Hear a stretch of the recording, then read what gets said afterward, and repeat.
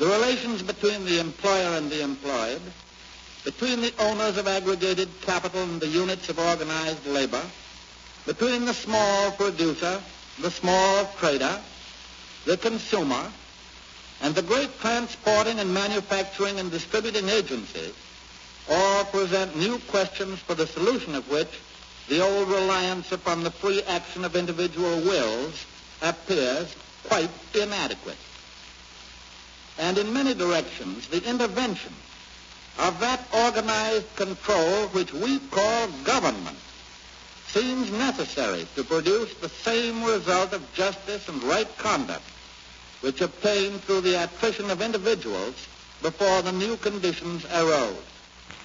Only a very small minority of the people of this country believe in gambling as a substitute for the old philosophy of Benjamin Franklin that the way to wealth is through work.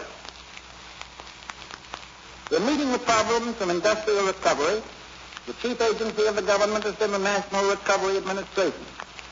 Under its guidance, the work day and the work week have been shortened, minimum wages have been established, and since its creation, more than 4 million persons have been reemployed, in great part through the cooperation of American business brought about under the Code.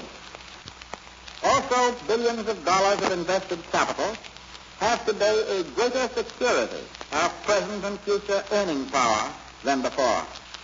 There are assurances that hearten all forward-looking men and women with the confidence that we are definitely rebuilding our political and economic system on the lines laid down by the New Deal.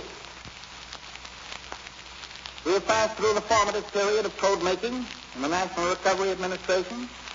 We have effected a reorganization of the NRA suited to the needs of the next phase, which is in turn a period of preparation for legislation which will determine its permanent form.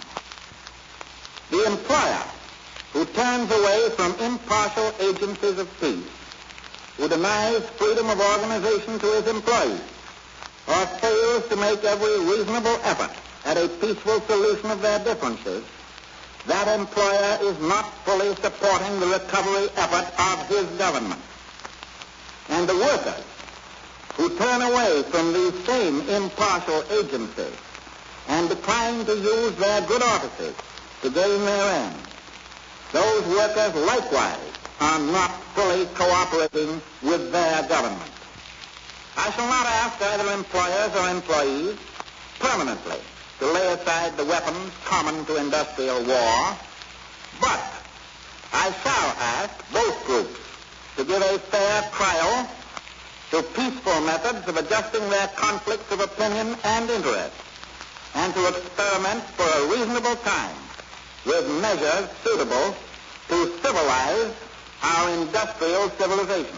No country, however rich, can afford the waste of its human resources. I stand or fall by my refusal to accept as a necessary condition of our future a permanent army of unemployed.